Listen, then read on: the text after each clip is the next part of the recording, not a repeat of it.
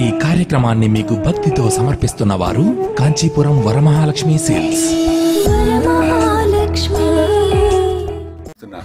సాయి భక్తులందరూ తప్పకుండా సబ్స్క్రైబ్ చేసుకోండి.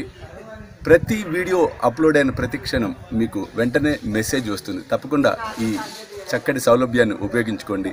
సాయి సర్వస్వంలో టెలికాస్ట్ అవుతున్న వీడియోస్ అన్నిటిని వీక్షించే ప్రయత్నం చేయండి.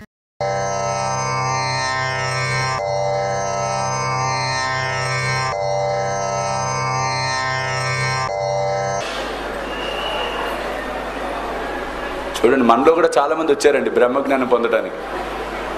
ఇదంతా ఈ కథ మన కోసమే.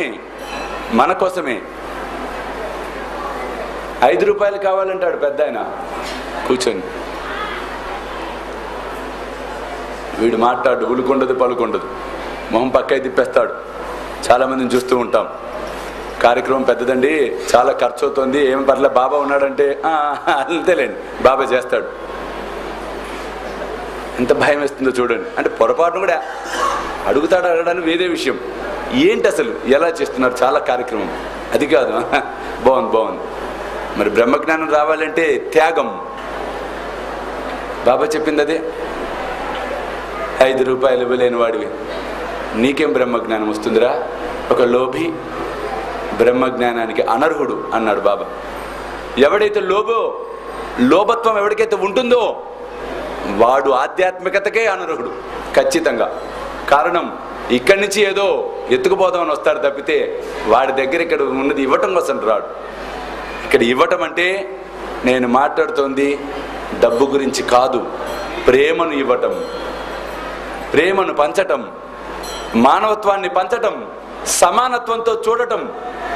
నీలో ఉన్న శత్రు షట్కాలు, కామ, క్రోధ, లోభ, మోహ, మద, మత్సరాలు ఆ పరబ్రహ్మ స్వరూపుడికి దక్షిణ కింద ఇచ్చే దమ్ము ఎవరికైతే ఉంటుందో ఖచ్చితంగా ఆధ్యాత్మికతలో ఉన్నతమైనటువంటి శిఖరాన్ని అధిరోహించే తీరుతాడు. కారణం, మనం నమ్ముకుంది సామాన్యుని కాదు, అఖిలాండ కోటి బ్రహ్మాండ నాయక, రాజాదిరాజ, యోగిరాజ, పరబ్రహ్మ, శ్రీ సచ్చిదానంద సమర్థ సద్గురు సాయినాథ్ మహారాజుని మనం నమ్ముకున్నాం.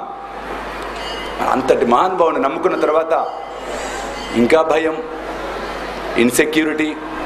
తాళం వేసాం, తాళం పడిందో పడలేదో, ఎత్తుకుపోతారేమో, నాకు ఇది ఉందో అది లేదో. ఆయన ఏమంటున్నాడు? నేనుండగా భయమేలా అన్నాడు బాబా.